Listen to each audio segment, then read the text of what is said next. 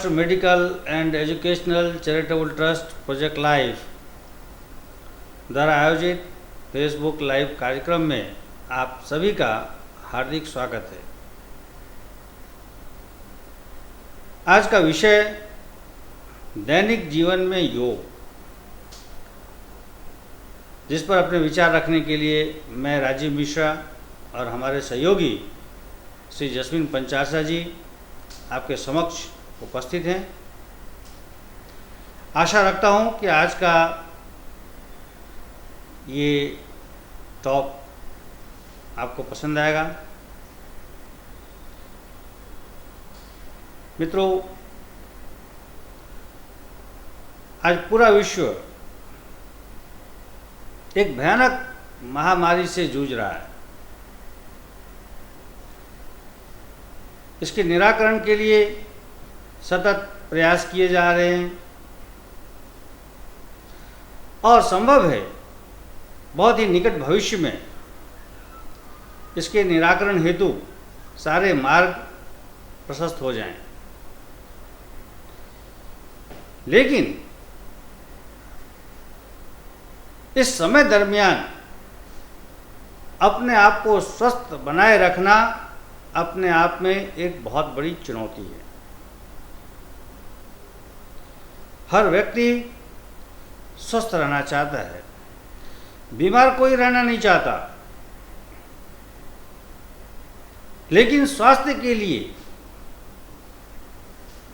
आपका जागरूक होना वो बहुत ही आवश्यक है। आप जागरूक रहते हुए अपने स्वास्थ्य के प्रति स्वस्थता का अनुभव कर सकते हैं। ऐसे में योग हमारे बीच एक बेहतरीन विकल्प है। आज पूरा विश्व इस बात को स्वीकार करता है कि अगर आप नियमित योग का अभ्यास करें तो इससे आप शारीरिक, मानसिक और भावनात्मक रूप से स्वस्थ रह सकते हैं।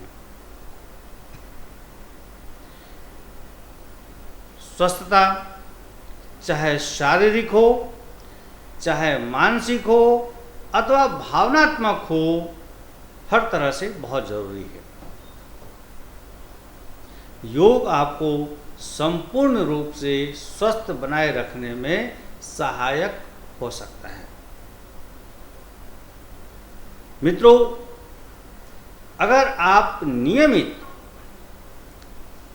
1 घंटे के लिए योग को अपने जीवन में स्थान दें तो मैं विश्वास के साथ आपको कह सकता हूं कि शारीरिक तंदुरुस्ती के अलावे आप अन्य बहुत चीज अपने भीतर महसूस करेंगे। योग अनुभूति का विषय है, इसे अनुभव किया जा सकता है। आप नियमित रूप से योग को लंबे समय तक करें तो इसका प्रभाव आपके शरीर और आपके मन पर अवश्य रूप से पड़ता है और वो सकारात्मक प्रभाव पड़ता है। अब प्रश्न ये उठता है कि यदि मैं स्वस्थ हूं तो मैं योग क्यों करूं? अधिकतर स्वस्थ लोग ऐसा विचार कर सकते हैं कि वो तो संपूर्ण रूप से स्वस्थ हैं, तो उनको योग की क्यों आवश्यकता है? मित्रों, यहां मैं आपको बताना चाहूंगा कि यदि आप नियमित रूप से योग का अभ्यास करते हैं या आप योग के अभ्यासी हैं तो आपके शरीर के समस्त अवयव सक्रिय रूप से कार्य करते रहेंगे। कोई भी ऐसी दवा नहीं बनी जो आपको संपूर्ण रूप से स्वस्थ बना के रख सके, लेकिन हमारे ऋषि मुनियों ने, हमारे तपस्वियों ने हमें एक ऐसा मार्ग बताया है जिसका हम अपने जीवन में अनुसरण कर स्वस्थ जीवन यापन कर सकते हैं।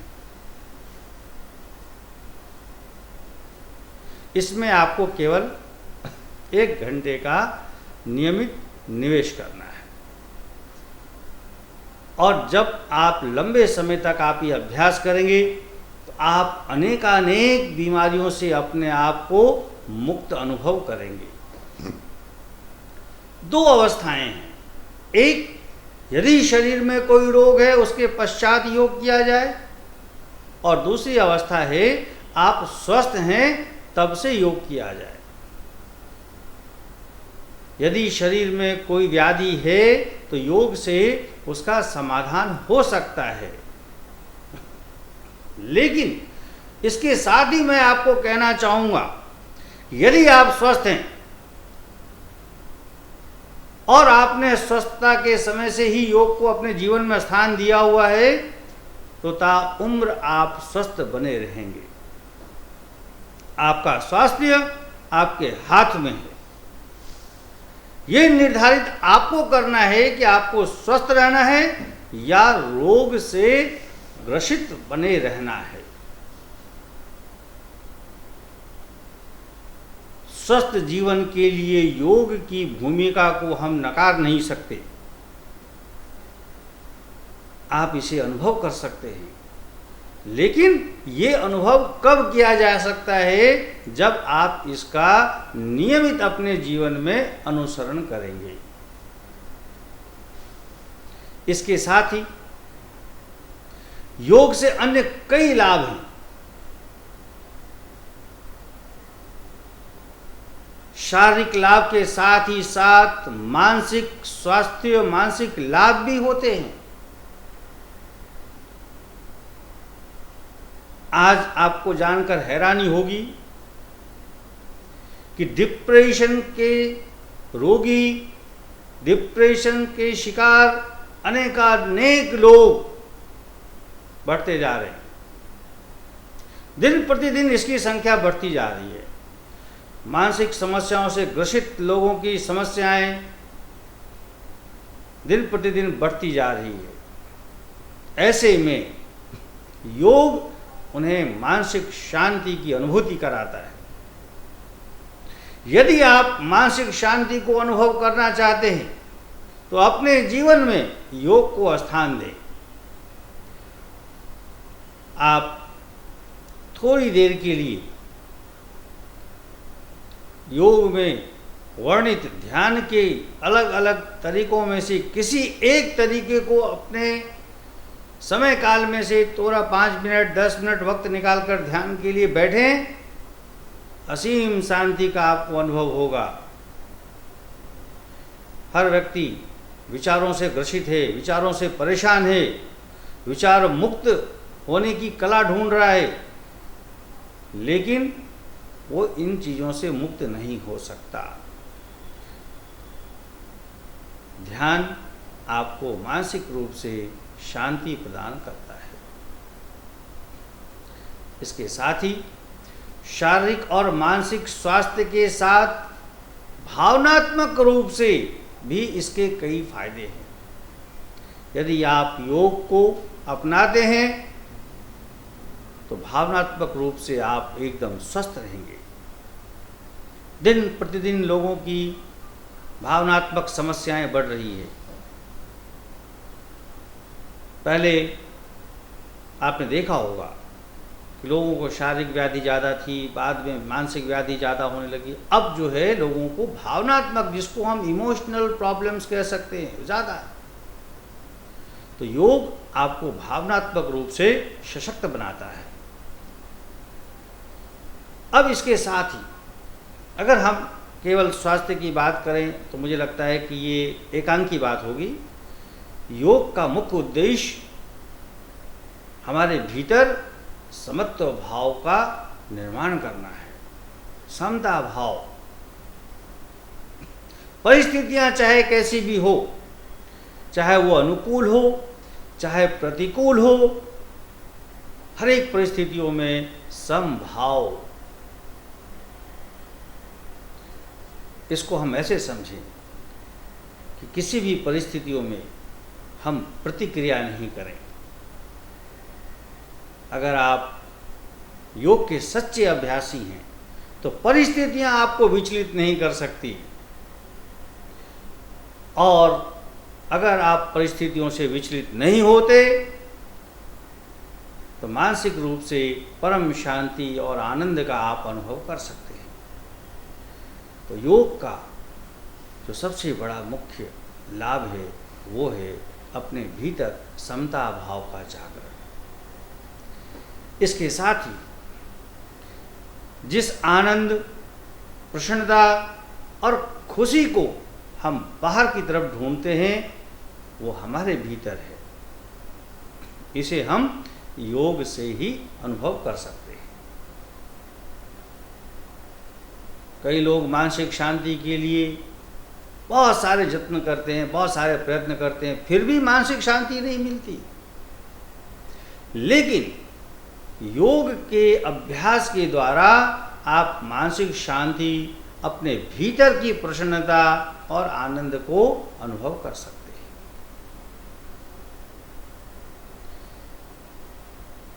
योग आपको सकारात्मक विचारों से भर देता है। जीवन के प्रति आपका दृष्टिकोण बदल जाता है। योग आपको एक नई ऊर्जा से भर देता है। आज कई लोग आपके आसपास, परिवार में, समाज में आपको मिलेंगे जो नकारात्मकता से भरे हुए होते हैं। चारों तरफ वो नकारात्मकता फैलाने का काम करते हैं। अगर आप योग का अभ्यास करेंगे, आप सकारात्मक विचारों से अपने आप को भरा हुआ महसूस करेंगे। आपके भीतर की बुराइयों को योग समाप्त करता है। इसके साथ ही योग एकाग्रता के लिए बहुत अच्छा है।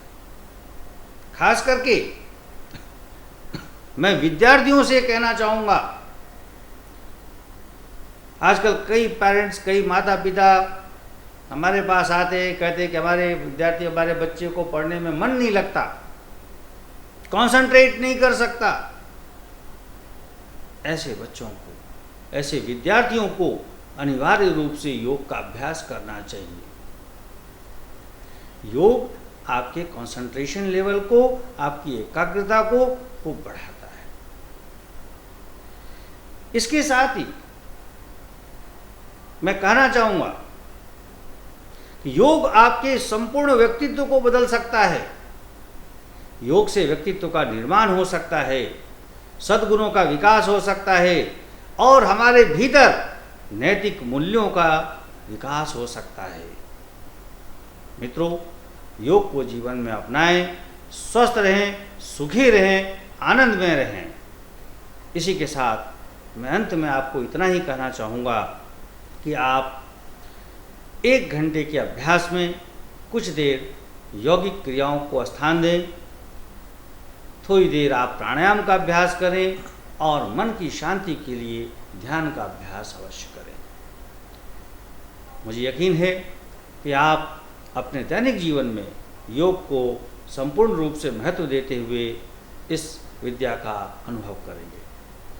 अब हमारे बीच हमारे सहयोगी जस्मीन जी हैं, तो मैं चाहूँगा कि अब हम उनके विचारों को सुने।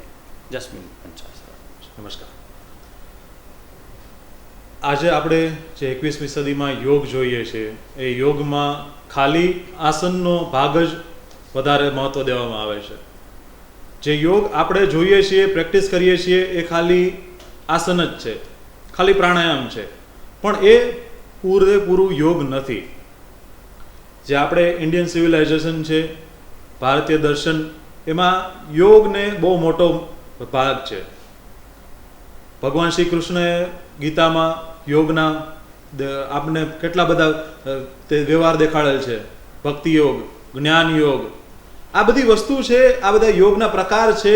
એ જ્યારે આપણે એક એક પછી એક આપણે જીવનમાં આગળ વધીએ છીએ, એક્સપિરિયન્સ કરીએ છીએ, જીવનમાં મુશ્કેલીઓ આવે છે ત્યારે એને એપ્લાય કરીએ અને ધીરે ધીરે આપણે આગળ વધવાનું છે। યોગ એ ખાલી એવું નથી કે આપણે એક શરીરને વાળી લીધું, શરીરમાં આપણે શીર્ષાસન કર્યું એટલે યોગ થઈ ગયું। એ તો ખાલી એક શરીરની કસરત છે, પણ જ્યારે તમને કોઈ ગુસ્સો આવે, જ્યારે તમને કંઈ પ્રોબ્લેમ પડે ત્યારે શીર્ષાસન કરો. એટલે કે ત્યારે વિપરીત પરિસ્થિતિ હોય અને ત્યારે તમે વિપરીત કામ કરો. તમને ગુસ્સો આવે છે, તમને કોઈ લોકો ખરાબ કહે છે, પણ છતાંય તમે શાંત રહ્યો છો, એ શીર્ષાસન છે. પણ આ જ વસ્તુ શીખવાની છે. યોગ આપણને આ શીખવે છે. ભગવદ્ ગીતામાં કૃષ્ણ ભગવાન કહે છે, યોગ કર્મસુ કૌશલમ, કર્મમાં કુશળતા એ જ યોગ છે. એટલે આપણે કોઈ પણ કામ કરીએ છીએ, આપણે કોઈ પણ જીવનનો ભાગ છે, એ ભાગ આપણે પૂર્ણ કુશળતાથી કરીએ છીએ તો એ યોગ બને છે આપણું. હવે આપણે થોડું 21મી સદીમાં યોગની પરિભાષા થોડી જોઈ લઈએ. આ જે હતી યોગા કર્મસુ કૌશલમ, આપણને ભગવદ્ ગીતામાં કૃષ્ણ ભગવાને કીધેલ છે. 21મી સદીમાં યોગની આપણે જો પરિભાષા જોઈએ તો one of the best definition meaning આપણને આપે છે સ્વામી કુલેનજી આપેલ છે. યોગ તમારા શરીર, મન અને આત્મા આ ત્રણેય ઉપર કામ કરે છે.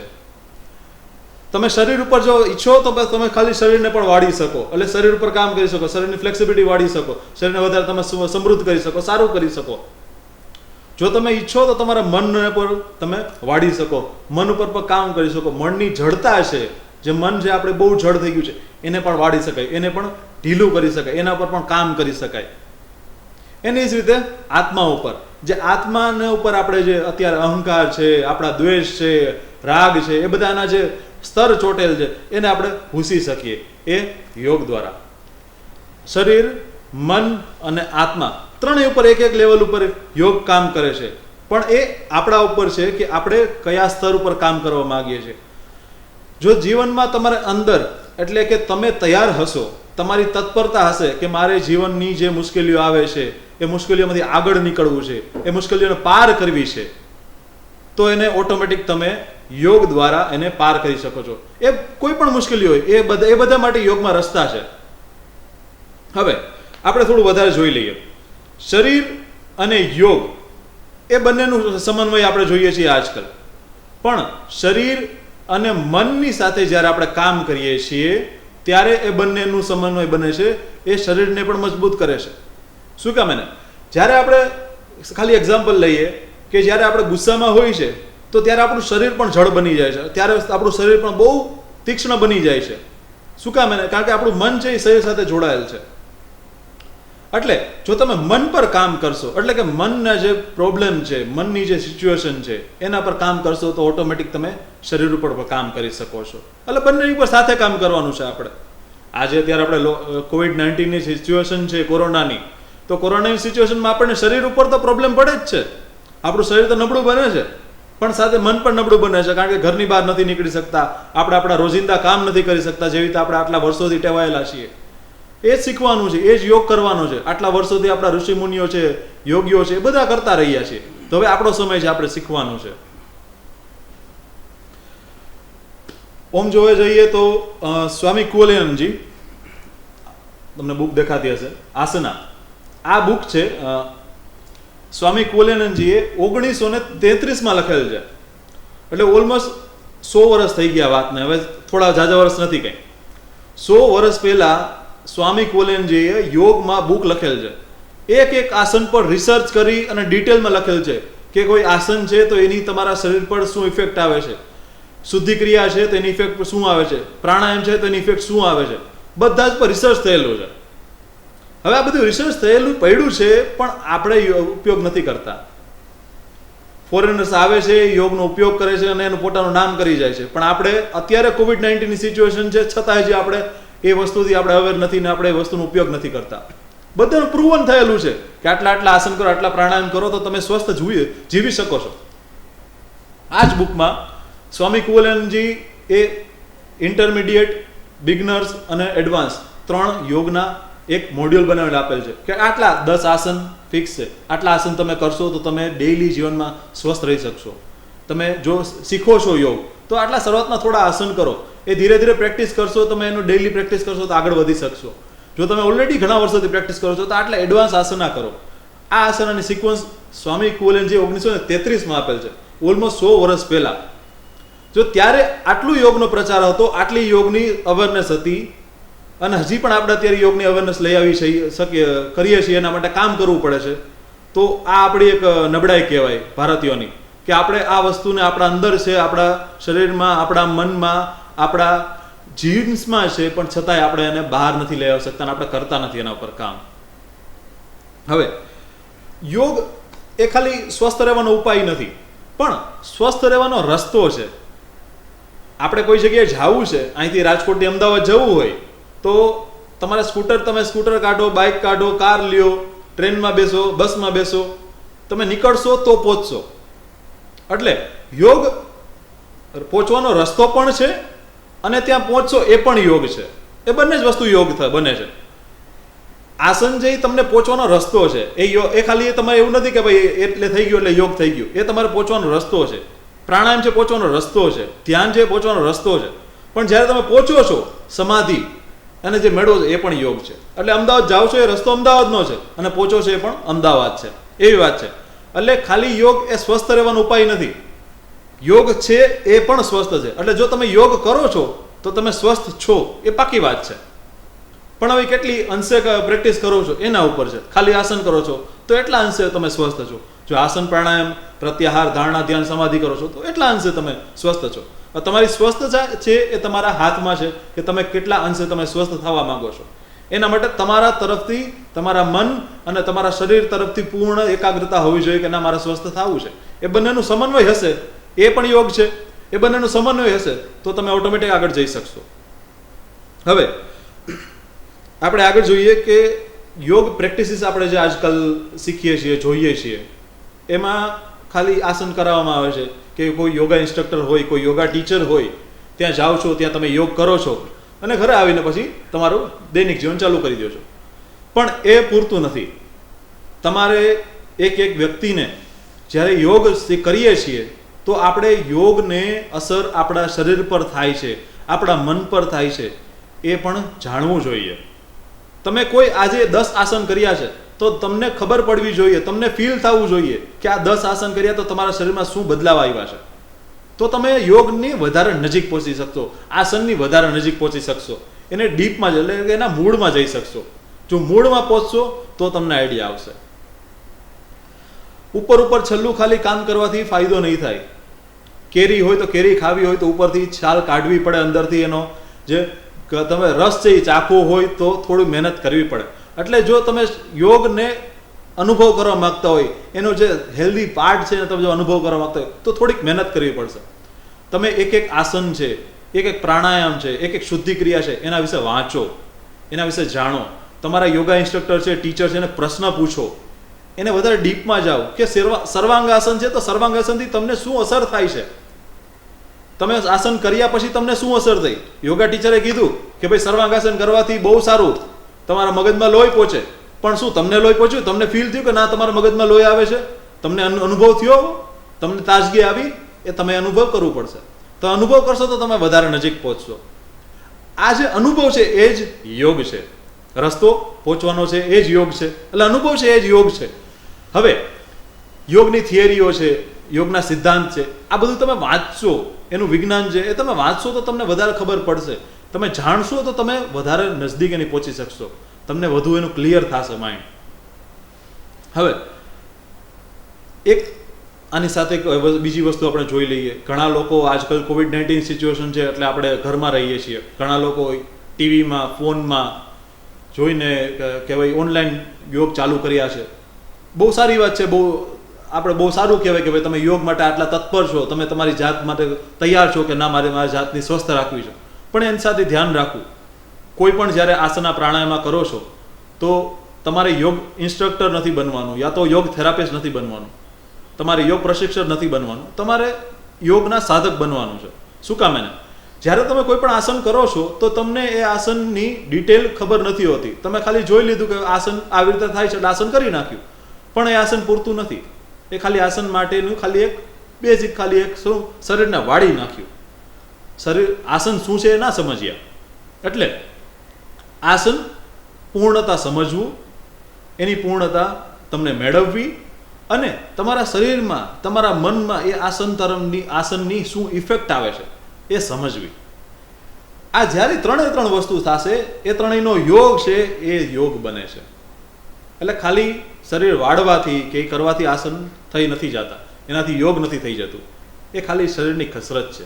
આપણે વધારે અંદર જવાનું છે. મનના જે અંદર રાગ દ્વેષ પડે છે એને ઉખાડવાના છે. આસન કરો છો, આસન કરતાં કરતાં વિચાર આવે છે, અરે મારે તો બહાર જવાનું છે, મારે કંઈક કામ છે, 10 વાગે બેંકે જવાનું છે, છોકરાને કંઈક કામ છે, તા વિચાર ત્યારે થોડી વાર છોડી દેવા. યોગ કરો છો, આસન કરો છો, પ્રાણાયામ કરો છો, થોડું મન, થોડું કોન્સન્ટ્રેશન એમાં લગાવો, એમાં પૂર્ણતા લઈ આવો. એકવાર જો એમાં પૂર્ણતા આવતા થઈ જશે તો ઓટોમેટિક તમે યોગમાં પૂર્ણતા મેળવી લેશો. સરે જે કીધું કે યોગથી ફાયદાઓ હજારો છે, કરોડો છે, પણ ફાયદા થતા નથી. એનું કારણ આ છે કે આપણા તરફથી પૂર્ણતા નથી દેખાડવામાં આવતી. યોગ બહુ મોટું વિજ્ઞાન છે.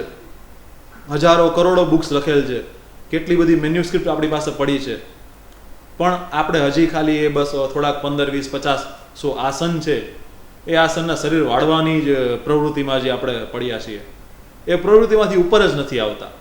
થોડા હજી વધારે અંદર, થોડું વધારે સૂક્ષ્મ અને થોડું વધારે પોતાની નજીક જવાની જરૂર છે. યોગને વધારે સમજવાની જરૂર છે અને યોગને પોતાની અંદર સ્થિર કરવાની જરૂર છે. જ્યારે તમારી યોગને સ્થિર કરવાની યાત્રા શરૂ થઈ જશે, તમે ઓટોમેટિક યોગ અને યોગીઓ બની જશો. તો આપણે આ જે સમજ્યું એ હતું યોગનું જીવનમાં શું જરૂરી છે અને આપણે યોગ કરીએ છીએ તો શું શું ધ્યાન રાખવાની જરૂર છે. ઠીક છે કે યોગમાં કેવી રીતે આગળ વધવાનું છે, મનના સ્તર પર કેવી રીતે કામ કરવાનું છે, શરીરના સ્તર પર કેવી રીતે કામ કરવાનું છે અને થોડીક સાવચેતીઓ રાખવાની છે. એ બધી આ સાવચેતી આપણે જોઈ લીધી. હવે આપણને સર સમજાવશે કે આસનની ઇફેક્ટ આપણે વધારે અને પ્રાણાયામની ઇફેક્ટ આપણે વધારે કેવી રીતે શરીર પર વધારે વ્યવસ્થિત રીતે કરી શકીએ. थैंक यू जसवीन भाई. मित्रों, मैं एक रिकमेंड आपको करूँगा कि કેવલધામ की ये पुस्तक है आसन શા માટે અને કેવી રીતે. કેવલધાम की ये पुस्तक जिसका गुजराती अनुवाद प्रोजेक्ट लाइफ ने किया है, बहुत ही प्रामाणिक पुस्तक है, बहुत ही प्रामाणिक पुस्तक है और इसमें योग के बारे में बहुत ही गहनता से विश्लेषण किया गया है. आसन करना, आसन को अनुभव करना, आसन के लाभ को अपने शरीर पर होने देना, ये सब आप अगर जानते हुए करेंगे तो ही संभव है. इस पुस्तक में आसन करने के तरीके से लेकर उसके लाभ, यहाँ तक मैं आपको एक बात बताना चाहूँगा कि आसन सभी हर व्यक्ति को नहीं करने हैं. किनको कौन से आसन नहीं करने हैं ये भी जानकारी का होना बहुत आवश्यक है. अगर आप विपरीत आसन, आपके शरीर के विपरीत अनुकूल प्रतिकूल आसन कोई करते हैं तो उसका दुष्परिणाम भी हो सकता है. इसलिए आपको कौन से आसन नहीं करने चाहिए, आपके शरीर की क्षमता, आपके शरीर की प्रकृति और आपके शरीर की तकलीफ़ों को देखते हुए आप कुछ आसनों का चयन करें. वो आप किसी योग एक्सपर्ट के अंडर में आप पहले चयन करा लें कि भाई हमें ये आसन इतने करने हैं और उन आसनों का आप अभ्यास करें. और एक बात यहाँ जानने की है कि अगर आप एक ही आसन नियमित रूप से करते हैं, एक ही पैटर्न को आप फॉलो करते हैं तो लंबे समय पर उसका आपके शरीर पर बहुत ही सकारात्मक प्रभाव पड़ता है. इसी तरह आसन के साथ प्राणायाम का अभ्यास भी उतना ही महत्वपूर्ण है. यौगिक ग्रंथों में लिखा है कि अगर आप समुचित ढंग से आप प्राणायाम का अभ्यास करते हैं तो समस्त प्रकार के रोगों से आप बच सकते हैं. अभी जिस तरह पूरी दुनिया ये मान रही है कि कोविड-19 से बचने के लिए आपको आपके शरीर में इम्यूनिटी बढ़ाने की ज़रूरत है,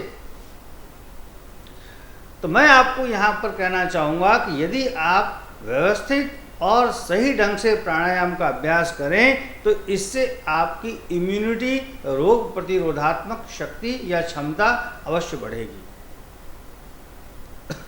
इसी तरह आसन प्राणायाम के साथ ध्यान का जो अभ्यास है, ध्यान के कई टेक्निक, कई जो पद्धतियां हैं वो प्रचलित हैं, जिसमें आप ध्यान का अभ्यास जो भी आपको अनुकूल लगे, जो भी आप सीख सकें, उसका आप अभ्यास करें। और अगर आपको ध्यान की कोई विधि मालूम नहीं हो तो मैं आपको सबसे सरल विधि बताता हूँ कि आप आँखों को बंद करके अपने श्वास प्रश्वास की गति पर अपने ध्यान को केंद्रित करें। जैसे जैसे आपका मन श्वास की गति पर केंद्रित होगा, आपके विचार स्वतः बंद हो जाएंगे और एक अलौकिक अनुभूति होगी, एक अलौकिक आनंद का अनुभव होगा। इसी तरह एक खास चीज जो करने की मैं सलाह दूंगा वो है शवासन। प्रेक्षा ध्यान में इसे कायोत्सर्ग कहते हैं। 10 मिनट का शवासन, 15 मिनट का शवासन आपको गहरी विश्रांति प्रदान करता है। व्यक्ति शरीर से थका हुआ होता है, मन से थका हुआ होता है, लेकिन ये 10 से 15 मिनट का शवासन आपको गहरी विश्रांति प्रदान करता है। आप शवासन में लेट जाइए और अपने शरीर को एकदम रिलैक्स होने दीजिए। पैर के अंगूठे से लेकर मस्तिष्क तक पूरा शरीर जब विश्रांति की अवस्था में होता है और उसके बाद 15 मिनट के बाद जब उठते हैं तो 5 से 6 घंटे की नींद के बराबर आपको ताजगी का अनुभव होता है। सारी थकान खत्म हो जाती है। तो आप इसे इस क्रम में रखें कि आप थोड़ी देर के लिए जॉइंट्स एक्सरसाइज जो है, जिसको हम सूक्ष्म यौगिक व्यायाम कहते हैं, अपने जोड़ों के लिए आप करें, फिर चयनित आसनों का अभ्यास करें, फिर प्राणायाम का अभ्यास करें और अंत में ध्यान का अभ्यास, और बीच में शवासन कहीं भी आप 10 मिनट का। जिनको नींद की समस्या हो, नींद नहीं आती हो, इंसोम्निया जिनको, उनको योग निद्रा का अभ्यास करना चाहिए। ऐसे लोगों को जिनको डिप्रेशन, उनको क्रिया योग का अभ्यास करना चाहिए। छोटी छोटी टेक्निक से, छोटी छोटी विधियों से, यौगिक विधियों से आप अपने भीतर एक अलग प्रकार का आनंद अनुभव कर सकते हैं। यहाँ एक बात और कह दूँ कि योग करने की वस्तु नहीं है, योग को अनुभव करना है, योग एक्सपीरियंस करना है। इसके लिए जब आपका शरीर और मन एकदम एकाकार हो जाएगा तब आप उस चीज़ को अनुभव कर सकते हैं। कई लोग यहाँ पर योग सीखने जब आते हैं तब उनको होता है कि 1 घंटे में मैं बहुत सारा आसन कर लूँ, बहुत सारे प्राणायाम कर लूँ। नहीं, आसन करने से ज़्यादा आसन की अवस्था में रुकना वो ज़्यादा फलदायक है। आप एक आसन की अवस्था में कितनी देर तक रुक सकते हैं वो बहुत काम की। तो आप आसन को करने की बजाय, आसन की संख्या बढ़ाने की बजाय आप एक ही आसन में रुकने की समय सीमा को बढ़ाएं और उसका अपने शरीर और मन पर पड़ने वाले प्रभावों को अनुभव करें। मित्रों, आज पूरा विश्व योग के महत्व को स्वीकार करता है। जरूरत है हमें योग को अपने जीवन में ढालने की, अपने जीवन में उतारने की। आपके स्वास्थ्य के लिए काफ़ी लाभकारी है, गुणकारी है, आपके आरोग्य के लिए बहुत ही ये फायदेमंद है। केवल आप एक निश्चित समय आप योग के लिए निकालें, ये बहुत ज़रूरी है। यहाँ एक बात मैं आपको जानकारी के लिए बताना चाहूँगा कि life health centre, project life योग एकेडमी जो कैवल्य धाम के साथ जुड़ा हुआ है, कैवल्य धाम से मान्यता प्राप्त है, आज के समय को देखते हुए हम निकट भविष्य में ऑनलाइन योग सर्टिफिकेट कोर्स शुरू करने जा रहे हैं। हमारा उद्देश्य समाज में अच्छे शिक्षकों का, अच्छे योग शिक्षकों का निर्माण करना है। ये कोर्स 200 घंटे का होगा। बहुत ही जल्द आपको समय के बारे में अवगत करा दिया जाएगा, तारीख के बारे में अवगत करा दिया जाएगा। जिनको भी योग के क्षेत्र में आकर अपनी सेवाएं प्रदान करनी है, उनके लिए एक सुनहरा अवसर है। आप एक योग शिक्षक के रूप में समाज में एक श्रेष्ठ उदाहरण प्रस्तुत कर सकते हैं। आप केवल धाम लोनावाला के बारे में जानने के लिए उनके वेबसाइट को देखें। प्रोजेक्ट लाइव के गतिविधियों को जानने के लिए प्रोजेक्ट लाइव की वेबसाइट को देखें। और जिस तरह से हम मानवतावादी सेवा के कार्य पिछले 41 सालों से कर रहे हैं, उन सभी में आप सभी का साथ और सहयोग हमें मिलता रहा है और आशा रखता हूँ भविष्य में भी मिलता रहेगा।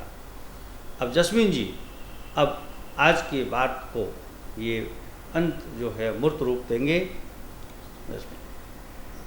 अभी सर ने जो बात कही, योग instructor course, certificate course in yoga, આજે આપણે સારા યોગ શિક્ષકોની જરૂર છે। શું કામ એને?